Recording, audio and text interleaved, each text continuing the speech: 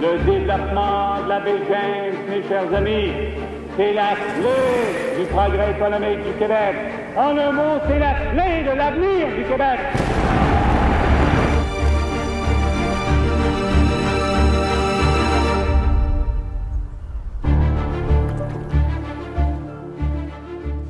Nous poursuivons notre couverture la 31e édition de Cinémania en compagnie de Mathieu Fournier et Myriam Berthelet. Bonjour. Bonjour. Salut. Myriam Berthelet, Mathieu Fournier et également Mélanie Lamboy nous proposent de revisiter l'histoire de la baie James, 50 ans après sa construction. Pourquoi? Je commence vraiment. Pourquoi? En fait, oui, parce que c'est clair que vous voulez introduire le point de vue des Inuits et des Indiens. On va les nommer comme ça, parce que c'est un peu les termes. Les cris, les cris que vous utilisez dans votre documentaire. Mais c'est une aventure. Pourquoi se dire, ben là, on embarque dans ce pan de l'histoire un peu méconnu, j'avoue. Ben en fait, le film porte sur tout ce qui a précédé la signature de la Convention de la baie James. Donc, c'est pas tant la construction que ce qui a précédé la construction. Puis, ce qui nous a intéressés, c'était cette histoire, comme tu le dis si bien, qui est méconnue, de cette bataille, de cette résistance cri. Et puis, l'apport de Mélanie Lamboy, qui est réalisatrice, qui est une réalisatrice cri, qui habite à Chisasibi, a été cruciale là-dedans. Qui a fait les Wikipédia, qui a appelé son métier. Wapikoni Mobile, oui. Wapikoni, pardon. Et Mathieu, peut-être tu peux expliquer un peu la nature du combat cri, puis de ce récit qui est à la fois extrêmement important pour les Québécois et pour les cris. Puis l'idée, c'était un peu de raconter les deux faces de cette histoire-là dans un seul et même film. Fait que c'était ça le défi. Ouais. Le pourquoi, en fait, c'est parce qu'aussi, d'un côté québécois, même si c'est vrai que c'est l'histoire de la Convention, il y a quand même l'histoire, après le barrage de la Manic, c'était l'autre grand projet hydroélectrique. Il y avait une vision qui était portée par Robert Bourassa à l'époque, une volonté de sortir le Québec un peu de la pauvreté, de donner de la job à des jeunes étudiants qui sortaient des cégeps et qui n'avaient pas encore le terrain de jeu pour se développer eux-mêmes. Donc, il y avait dans le contexte québécois, c'était ça. Il y avait une belle vision. Puis nous, ça nous intéresse de mettre cette fierté-là québécoise de l'avant. Puis en même temps, cette vision-là ne prenait pas en compte une réalité autre que la leur, que la nôtre, qui était la réalité des cris du Nord et des Inuits aussi. Et donc, ça a été le premier choc des nations, comme le sous-titre le dit, le premier choc entre une fierté nationale québécoise qui cherche à ne plus être un Québec né pour un petit pain et une nation autochtone, les Cris, qui, eux, décident de se lever et de dire non, ça ne se passera pas comme ça. Puis c'est vraiment une nouvelle génération de leaders qui s'est révélée à ce moment-là. Donc, ça a vraiment été un moment charnière. Puis c'est pas une histoire qu'on raconte nécessairement dans nos livres d'histoire. Puis on s'est dit, c'est une opportunité là. Ces leaders-là, Cris, sont toujours vivants aujourd'hui. Ils sont là pour nous raconter cette histoire-là. Donc, il faut qu'on mette ça de l'avant. Parce que le cœur de l'histoire, en fait, c'est que quand Robert Bourassa propose ce projet-là et le lance, donc en 70-71, dit « Ça y est, j'ai trouvé le grand projet qui va sortir, qui va mettre le Québec sur la map. » Il le lance, tout le monde est en délire. « Ça va être le grand projet. » Mais il ne tient aucunement compte des Cris et des Inuits qui sont sur le territoire. C'est comme si on oublie les Autochtones. Et là, eux, un matin, se réveillent en disant « Mais qu'est-ce qui se passe? Il y a des arpenteurs, il y a des bulldozers, il y a un projet qui se passe. Personne ne nous a consultés. » Et c'est comme, justement, comme tu le dis si bien, Mathieu, cette première réalisation qu'il faut se tenir debout pour défendre notre territoire du point de vue des Cris. Alors, on a vraiment essayé de tisser ces deux récits-là sans prendre parti, mais vraiment en racontant une histoire méconnue, un peu à la façon d'un thriller politique. Effectivement, il y a cette dimension-là dans baie James 1975, le choc des nations. Moi, ce qui m'a énormément frappé, c'est principalement le témoignage des Cris. Parce que, je veux dire, c'est eux qui sont au cœur, je veux dire, de la problématique, mais c'est le mot trahison. ça revient énormément dans leurs propos. Ils se sont sentis trahis. Il y a quelques témoignages qui sont très forts lorsque, entre autres, ils veulent aller rencontrer Robert Bourassa à Québec et eux sont certains, je veux dire, que cette rencontre va durer pendant 2 heures et que finalement, après 15 minutes, M. Bourassa se lève en disant « Ben là, faut que j'aille rencontrer mes ministres et mes députés. » Et là, ils sortent de là, mais totalement, je veux dire, terrassés par la situation. Et c'est comme s'ils ne comprenaient pas, je veux dire, à quel point, je veux dire, ils ne comptaient pas, je veux dire, dans ce grand projet. Et ça m'a énormément... Parce que oui, on a entendu parler, puis on connaît un peu la méconnaissance, je veux dire, des Québécois envers ce grand territoire-là, mais de l'entendre et de le voir, parce qu'on reviendra sur les images d'archives, c'est marquant. Ça frappe notre imaginaire. Tant mieux. En fait, c'est le but, d'entendre cette réaction-là. On a été privilégiés de pouvoir rencontrer des gens comme Philippe Awashish, qui était parmi les premiers résistants. Ted Moses aussi, qui était tout jeune, qui est devenu un très, très grand leader, mais qui, à l'époque, était un peu comme le petit jeune du groupe.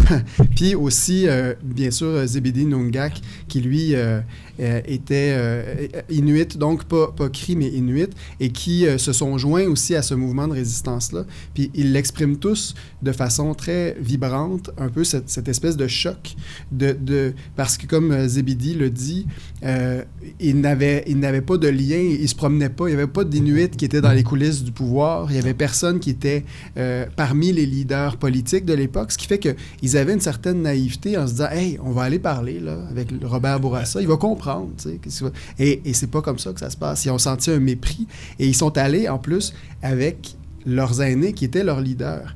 Et c'est vraiment un moment, un point de bascule en fait, parce que c'est là où les aînés de l'époque ont comme dit « OK, nous, on comprend pas ça. Vous allez nous guider vers la suite de la résistance. » C'est comme un passage de pouvoir vers les jeunes. Effectivement, parce que oui, c'est le choc des nations, mais du côté des Cris, c'est aussi presque le choc des générations. Parce que, vous le mentionnez dans votre film, ces gens-là avaient leur territoire, vivaient presque en autarcie dans la mesure où chacun, je veux dire, chassait, cultivaient leur terre et même parfois étaient presque en rupture un et l'autre. Et là, tout d'un coup, ils se disent, on n'a pas le choix, on doit s'unir. Et nous, en tant qu'aînés, on n'a peut-être pas totalement les connaissances. Et là, ils se réfugient, dans un certain sens, vers les plus jeunes qui, eux, de force, disons, ont été embarqués dans un autobus et ont dû subir tous les contre-coups, je veux dire, de l'internat. Et ils disent, OK, vous avez appris, vous des Blancs, on va vous servir de vos connaissances maintenant pour nous protéger. Et ça, c'est quand même intéressant parce que c'est un élément qu'on connaît, mais qu'on a parfois tendance à oublier, et votre film nous le rappelle. Oui, merci de le souligner. C'est sûr que c'est un sujet qui est extrêmement délicat, puis tu sais, je pense qu'on était aussi extrêmement conscients de ça, puis on a travaillé justement avec Mélanie pour être sûr qu'on abordait ce sujet-là avec délicatesse et doigté, mais c'est vrai que ce que les aînés disent, ce que nos protagonistes disent, c'est que eux connaissaient la loi des Blancs, malheureusement avaient été forcés d'aller au pensionnat, donc dans les écoles résidentielles autochtones avec tout le lot d'horreurs qu'on leur associe. Ceci dit, leur connaissance de la société alloctone faisait qu'effectivement, ils avaient la connaissance de quels outils aller chercher pour pouvoir se défendre. Et c'est suite à cette rencontre avec Bourassa où il y a la passation de génération, où les jeunes prennent cette responsabilité-là et décident d'aller devant les tribunaux blancs, et de dire vous nous écoutez pas, on vous poursuit, on s'en va en cours pour essayer d'arrêter ce projet-là. J'ai pas fait toutes les recherches, mais il me semble que c'est la première fois qu'on ose, je veux dire, aborder devant les tribunaux la question du territoire. C'était jamais fait, je pense. Je pense qu'il y avait peut-être peut-être au Canada, mais minimalement au Québec, c'était la première fois. Ouais. Mais on était vraiment dans les balbutiements, là, je veux dire, de ce type de contestation, qui était une injonction. Là. L'idée, c'était d'arrêter le projet parce que ça allait extrêmement, trop rapidement. Là, ça allait trop rapidement pour les cris. Et ils voyaient leur territoire totalement dévasté. Mais ça aussi, c'est un élément intéressant. C'est de voir qu'il y a la reconnaissance d'un territoire. Tout à fait. Puis, en fait, ce choc-là, justement le choc du côté québécois. Il est venu d'une part de ce moment-là où tout à coup, ils prennent conscience que les cris, c'est pas parce que Robert Bourassa leur a dit « Bye-bye, j'ai pas le temps pour vous après 15 minutes » qu'ils vont se taire. C'est devenu une action légale. Ils se sont alliés, ils avaient des alliés de poids. Là. Ils sont allés chercher un jeune avocat qui s'appelait James O'Reilly, qui était au début de sa carrière et qui aujourd'hui continue de travailler, continue d'être un grand avocat pour toutes sortes de causes importantes. Et bref, ça a été une de ces causes les plus importantes à vie. Mais bref, ils ont décidé de transformer ça en une bataille juridique, donc en amenant cette bataille-là sur le territoire alloctone, avec la loi alloctone. Et le résultat, le premier choc est venu de là, mais c'est sûr que le deuxième choc est venu quand tout à coup la justice leur a donné raison. Oui, quand le juge Malouf. Exactement, qui est quand même fascinant à l'époque. qu'un juge ait pris le temps, ça a pris au moins 6 mois là, à écouter les témoignages d'aînés, à prendre connaissance du dossier. Puis c'était quelques avocats, des jeunes leaders CRI, puis de l'autre côté, une équipe qu'on imagine assez aguerrie de négociateurs et d'avocats du côté du gouvernement. Donc, quand même, encore là, David contre Goliath. Là. Et dès le départ, dans votre film, on le mentionne, c'est entre autres M. Poupard, Ronald Poupard, qui est directeur général du Parti libéral, qui dit « Il y a une erreur stratégique, on oublie les Autochtones ». Puis par la suite, ça va encore plus loin, parce que on mentionne en fait que ce territoire-là, pour M. Bourassa, et je pense que pour la majorité des Québécois qui y travaillaient, je veux dire, c'est un territoire qui appartenait au Québec. C'était des vastes territoires, et ces gens-là avaient aucune connaissance, je veux dire, du savoir, je veux dire, cri, et que c'était leur terre, que c'était leur mode de vie. Donc, pour eux, je veux dire, je pense que le rapport de M. Malouf, du juge Malouf, doit les avoir totalement surpris, là. Je veux dire, ça a comme coupé, je veux dire, l'herbe sous l'eau, là, de cette façon-là. Là. Oui, en fait, un de nos protagonistes dit que c'est un coup de tonnerre dans un ciel bleu, puis effectivement, c'était la surprise totale parce que, à tort ou à raison, mais enfin, le gouvernement se dit, ce sont les terres de la couronne, alors on fait qu'est-ce qu'on en veut, tu sais, et là, donc, cette prise de pouvoir et de parole des Cris et des Inuits force le gouvernement à revoir les choses puis à changer un peu sa vision de ce territoire-là et de comment on peut ou non le développer. Donc, je vous rappelle que nous sommes avec Myriam Berthelet et Mathieu Fournier afin de discuter de Baie James 1975, le choc des nations, qui est présenté bien sûr dans le cadre de Cinémania. On verra par la suite parce que Cinémathèque québécoise, Historia et tout. Myriam, tu m'as ouvert un peu la porte tantôt. Ça reste que c'est un sujet sensible. Oui. Parce que oui, je veux dire, c'est un projet de société, la baie James. On le connaît, on a entendu parler. Tout le monde est fier de notre électricité. On la vend, puis on en profite. Mais d'un autre côté, oui, les Cris se sont tenus debout. Oui, je veux dire, ils ont revendiqué leur terre, mais ils n'ont pas tout gagné. Non. Okay. Puis on l'a vu dans plusieurs autres documentaires, ces terres ont été inondées, leur mode de vie a été transformé, les gens qui ont participé à cette grande aventure sont encore vivants, parfois certains ancêtres sont morts tout récemment, et même parfois leurs grands-parents ont été enterrés sur des terres qui ont été inondées, donc il y a encore une blessure. Okay. Il y avait un peu un piège à votre film, parce que jusqu'où on va, on veut peut-être pas toujours totalement dénoncer, mais ça prend une certaine subtilité pour pouvoir, je veux dire, présenter les conséquences de ce grand projet-là. Comment c'est organiser le montage? Oui, je pense que tu le dis très bien. Le piège, en fait, ça aurait été de prétendre que cette histoire-là n'est qu'un cauchemar ou qu'un conte de fées. Exactement. La vérité, elle est entre les deux. Et c'était ça, je pense que c'est ça le défi de ce film-là, puis c'est en même temps sa force, c'est d'avoir fait de la place à une pluralité des voix, tant du côté québécois que du côté cri et inuit. Grosso modo, je pense que la convention de la baie James n'est pas un traité parfait, mais c'était un point de départ. Il y a eu des gains pour la communauté cri et la communauté inuit. Il y a eu des réalisations importantes sur le plan québécois de se dire oh, OK, ces peuples-là exigent qu'on leur parle de nation à nation, comme nous, on exige que le reste du Canada nous parle, par exemple. Donc, cette réalisation-là, elle est importante. De dire que c'est un traité parfait qui répond à toutes les demandes de tout le monde, c'est faux. Et nous, ça a été vraiment des grands questionnements, puis beaucoup de travail en montage, justement pour laisser de la place à plusieurs types de voix. Il y a certaines personnes dans la communauté cri qui sont très blessées, encore à raison, parce que beaucoup des territoires de chasse ont été inondés. D'autres disent oui, mais en même temps, ça nous a permis de se construire comme une nation cri forte et de regarder vers le futur, de régler certains enjeux de notre passé douloureux.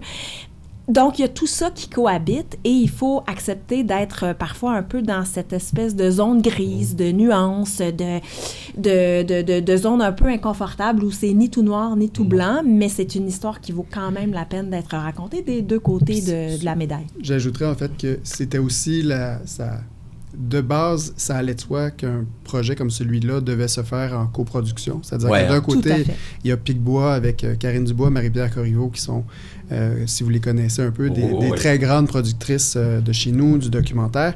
Et de l'autre côté... Avec un point de vue personnel sur certains aspects de notre société. Tout à fait. De cette façon-là. Ils font des documentaires d'impact. C'est ça, exactement. Ouais. Et de l'autre côté, des producteurs CRI d'expérience, Resolution Pictures, qui eux aussi ont quand même ont travaillé sur ces enjeux-là, ont fait des films, entre autres One More River, dont on pourra parler peut-être. Mais bref, c'est important d'avoir des créateurs des deux sociétés, des deux nations, si on veut. Puis Mélanie, dans le fond, a été avec nous un guide là-dedans, forcément, parce que elle est sur le terrain. Les Talimens, c'était crucial qu'on les entende. C'est pas simple qui sont là. On en a 3, George Limboy, Samuel Cox et Eddie Pache. Mais en fait, c'est eux qui sont les premiers à parler au nom de la nation Cri. Oui, c'est vrai. Et sont les premiers, eux, d'une certaine façon, on peut pas dénoncer, mais à constater. Donc, constater, je veux dire, les changements dans leur mode de vie. Parce que c'est eux qui sont au front de cette réalité-là et ils sont encore au front aujourd'hui. C'est-à-dire que eux, ils ont encore cet attachement-là au territoire et peut-être une certaine nostalgie aussi de cette autre, de l'avant-barrage. Mais donc, ce témoignage-là, de un, c'est évident qu'on aurait probablement pas pu y avoir accès parce que on n'est pas les deux pieds dans la communauté. Et donc, Mélanie nous a ouvert cette porte-là. Et bien sûr, c'était crucial d'avoir les leaders de l'époque parce que aussi leurs réflexions ont continué à évoluer avec le temps. Philippe Awashish, donc James O'Reilly. Donc, effectivement, même du côté Cri et même du côté inuit, Zebedee Nunga, qui en est probablement l'incarnation la plus parfaite, c'est quelqu'un qui dit je pense qu'il faut il fallait signer, il fallait négocier, mais d'un autre côté, pour lui, ça a été un déchirement parce que sa communauté a rejeté l'entente, ce qui fait qu'il est comme banni, si on veut, de sa propre communauté. Donc, on voit que effectivement, il n'y a rien qui est parfait, il y a des nuances partout, là. Et vous avez eu la lucidité, parce qu'on ne veut jamais dire toujours les fins des films, mais vous avez eu la lucidité de l'inclure dans votre témoignage. C'est important, je veux dire, de voir que cette déchirure, elle est présente. On donne la parole, parce que c'est ça l'objet du documentaire, donner la parole aux gens pour pouvoir exprimer leur opinion, mais que derrière certains mots, il y a encore des drames, certaines même tragédies qu'on pourrait dire qui existent, et que c'est important de le soulever. Ben, l'idée, c'était vraiment c'est ça, je pense, de donner la parole, le mot est juste, à à des gens qui ont des points de vue différents, puis assumer, accepter, accueillir et faire dialoguer à l'intérieur du film ces différentes visions-là qui forment ce tout, cette vision. Il y a un petit moment ça passe rapidement, mais moi, ça m'a frappé, c'est lorsque les gens de la communauté Cri ou Inuit, là, je ne me rappelle plus lesquels, parce qu'il y a quand même plusieurs intervenants à certains moments, mentionnent que les Blancs ne comprenaient pas leur réalité. Et ça, c'est intéressant parce qu'ils sont débarqués avec le bulldozer, eux se sont dit, voilà, et tout, et que là, eux se rendent compte que ce projet hydroélectrique pour les Blancs était, je veux dire, quelque chose d'important, mais que là, tout d'un coup, c'est comme s'il y a une révélation que face à cet événement-là, les Blancs ne comprennent rien de ce qu'ils sont. Okay? Et ça, c'est assez intéressant de voir qu'ils ont cette lucidité de dire, on est conscient, on a pris acte de la raison pour laquelle, je veux dire, ces gens débarquent chez nous, OK? Mais d'un autre côté, on prend acte aussi que c'est tellement loin de leur réalité qu'eux n'ont aucune conscience de ce que nous sommes réellement. Oui, puis je dois avouer que, tu sais, nous-mêmes, on a fait du cheminement là-dedans, puis on a appris nous-mêmes parce qu'il y avait plein de choses on avait des sensibilités, une ouverture, mais il y avait plein de choses qu'on connaissait pas, donc on a cheminé à l'aide de, justement, Ernie Webb, Mélanie Lameboy, Catherine Bainbridge de chez Resolution et toute la communauté, puis tous nos intervenants. Ça, je dois le mentionner, excuse-moi de te couper, Myriam, mais ce qui m'a frappé, je pense que je ne suis pas un érudit de la cause amérindienne, inuit, écrit. Puis j'avais l'impression de connaître, je veux dire, Hydro-Québec, de connaître la baie de James. On a tellement entendu parler de ce barrage-là. Mais j'apprends plein de choses. C'est très éducatif. Et là, je dis, OK, il y a une partie, puis là, on revient à ce qu'on mentionnait au début, il y a une partie de notre histoire pas qu'on nous a caché, parce que les événements font en sorte qu'on a tendance à oublier, mais qu'on ne connaît pas. On ne connaît pas. Et ça, après 1h37 minutes, 40 ou à peu près, c'est attends, OK, je redécouvre une partie de mon histoire. Bien, je voulais juste ajouter sur la méconnaissance. Je pense que c'est aussi une méconnaissance de l'attachement des Cris à leur territoire. C'est-à-dire qu'au-delà de l'attachement à la terre, puis c'est ce qu'on a appris à comprendre nous-mêmes, ce chemin-là qu'on a fait, c'est que le rapport au territoire, à la chasse, il est intimement lié aux valeurs et à la culture Cri. C'est pas deux choses, c'est pas le territoire puis les valeurs Cri de l'autre côté. C'est intrinsèquement lié. Le mode de vie, ce sont les valeurs. Donc, c'est pour ça que cet attachement à la terre est si fort chez les Cris et les Inuits.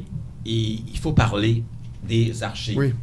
Parce que là, on a parlé beaucoup, je veux dire, du contenu, mais là, vous êtes face à aussi un autre problème.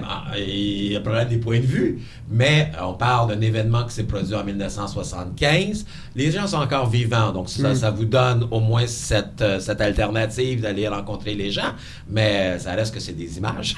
Il faut les retrouver, ces fameuses images. Quel travail de recherche! Chapeau à Catherine Pelcha, notre recherchiste d'archives, qui était formidable. On retrouve des images qu'on a vues à l'ONF et ainsi de suite. Par chance, on a été tourné dans ces territoires. Puis j'ai l'impression que le barrage était tellement aussi important qu'il y avait des images du barrage. Mais il fallait, je veux dire, mettre tout ça maintenant en forme. Là. On a fait des recherches. Et c'est pas nous, là, c'est vraiment Catherine Pelcha, Mathieu aussi, un peu Mélanie, qui ont cherché, gratté, fait des démarches et des démarches, soulevé toutes les roches pour aller chercher des archives qui sont formidables. C'était étant du côté québécois que du côté Cri. Pour moi, il y a plein de choses que je découvrais moi-même. Puis je crois que la richesse du documentaire est là aussi, dans ces images. Parce qu'on parlait juste du mode de vie juste avant, mais c'est évident qu'en retournant dans certains films qu'on avait peut-être vus ou pas, mais peut-être pas le commun des mortels non plus, de l'ONF, parce qu'il y a beaucoup de cinéastes qui sont allés voir les communautés avant les barrages, ce qui fait on peut voir cette chasse-là, ces banquets, ces moments-là de pêche en communauté. Donc, cette richesse-là de la vie d'avant, on peut la voir aussi, puis surtout les rencontres dans les communautés, dans les moments très critiques où ils doivent présenter le projet d'entente aux gens et qui, eux, on les voit réagir, on les voit avoir peur aussi de perdre ce qu'ils ont. Et ça, pour moi, ça fait partie effectivement des moments importants ou de la richesse Jusqu'à quel point vous avez participé au montage Parce que vos noms ne sont pas indiqués Non. au montage, mais des archives, il y en a énormément. Et là, il faut leur donner un sens parce on les extrait de leur environnement naturel puis on s'en resserre, ce qui est magnifique avec le travail des archives. Mais tout ça aussi doit s'organiser. Hein? C'est un travail d'orfèvre auquel on a participé, pas pratiquement, là, mais je veux dire, c'est beaucoup un échange. Oui, ceci dit, je dois vraiment rendre honneur à notre monteur Martin Gagnon, qui est un orfèvre, là, qui vraiment monte comme des petits bijoux chacune des scènes. Donc, c'était vraiment un travail collectif pour justement réfléchir à quelle archive va où, avec une certaine rigueur historique et avec du sens, pour les faire vivre, ces archives-là, et pas que ça soit un patchwork. Là. Puis le danger, c'est que l'image parle. Mm-hmm. Il ne faut jamais oublier. Et Oui, que si l'archive se retrouve à la mauvaise place, la nuance qu'on veut peut-être proposer se retourne contre les cinéastes. Hein? Il y a aussi ce danger à l'image. Tout à fait. Mais en tout cas, on était effectivement, ça a été un travail d'orfèvre du monteur, mais pour toutes les raisons que tu nommes, tout le monde a été, on s'est mis les deux mains dedans. Bref. Il ne reste pas beaucoup de temps, mais il y a un aspect dont je voulais parler, c'est qu'en voyant votre film, inévitablement, on pense au présent. Parce que oui, c'est un film qui parle de 1975, mais il y a tellement de propos dans votre film que je me dis, attends là, il y a certaines personnes qui réagissent encore de la même façon aujourd'hui. Hein? Ce projet de la Baie James, qui est le projet du siècle, c'est vrai, ça a bien fonctionné, mais on le mentionne, c'était fait, je veux dire, à la dernière... Très rapidement. M. Bourassa voulait gagner ses élections, fait qu'il a dit c'est 100 000 travailleurs. J'ai jamais 100 000 travailleurs qui ont été à la Baie James, mais c'est pas grave. Et là, on pense ce qui se passe au Québec actuellement avec toute la filière batterie et tout. Puis tu te dis, on est encore dans les mêmes foutus problèmes. Mais là, c'est peut-être environnementaux, c'est peut-être différent, mais votre film aussi nous interpelle dans certaines décisions qui sont, je veux dire, actuelles. Oui, ben je pense que c'est l'intérêt du documentaire, c'est-à-dire que de ne pas faire des trucs qui ne parlent qui ne font que raconter le passé, mais qui affinent notre regard sur le présent puis sur notre société d'aujourd'hui. Puis tant mieux, moi, ça me fait vraiment plaisir d'entendre ça parce que je pense que c'est ça le but, c'est-à-dire de raconter une bonne histoire, évidemment, puis de bien la raconter puis de faire découvrir un pan de l'histoire qu'on connaît moins, mais aussi d'amener les gens à réfléchir sur leur présent et puis leur futur. C'est sûr qu'il y a une résonance, puis même, moi, c'est un questionnement qui encore m'habite aujourd'hui. Je n'ai pas résolu, mais de penser à quel point c'est une fierté encore aujourd'hui, l'électricité, cette industrie-là, mais de se dire que, veut pas, il y a un coût qui n'est pas juste un coût environnemental, il y a un coût humain, il y a un coût social, et ça, c'est important d'en prendre conscience, en tout cas. C'est là qu'on parle des dommages collatéraux. Absolument. La Baie James. Généralement, c'est plutôt, je veux dire, notre grand monument. Mais c'est le cas aussi. C'est vrai, oui. Je veux dire, au niveau économique. Puis ça revient souvent à votre film, hein, d'un point de vue économique. Je pense que c'est, je veux dire, un objet, je veux dire, important pour le Québec, mais il y a des dommages collatéraux au niveau culturel et social, et votre film, je veux dire, nous amène à en prendre conscience. Et c'est la diversité des points de vue encore là, puisque oui, il y a une fierté d'avoir, que le Québec a pu sortir un peu d'une pauvreté et d'une certaine noirceur avec ça, mais effectivement, comme Mathieu l'a dit, c'est des questions irrésolues à ce jour. Exactement. Il nous reste plus de temps. On va avoir encore dépassé notre temps, Antoine. C'est pas grave. Donc, on rappelle que Baie James 1975, le choc des nations, est présenté dans le cadre de Cinémania. Il y a un grand tapis rouge le vendredi 14 novembre. Vous allez être sur place. Oui. Est-ce que Mélanie va être sur place? Bien sûr. Ah, génial. Le film est présenté également le 15 novembre à Cinémania, sur Historia, à la Cinémathèque québécoise, le 16 et le 18 novembre. Bravo pour votre travail. Merci beaucoup, Myriam et Mathieu. Merci beaucoup. Il faut aller voir en salle. Hein? Oui. Il faut aller voir en salle. Je sais qu'il est présenté sur l'Historia, là, mais c'est plus beau en salle. Ben, c'est le fun dans son salon, mais en salle, ça oui, mais non, mais je pense que c'est un film qui devrait susciter quelques réactions. Puis le fait de le voir en salle, puis d'entendre les échos des autres personnes qui sont assises à côté de nous, je pense que ça vaut le détour. Ben, merci. Merci beaucoup. On vous attend. Myriam, merci Mathieu.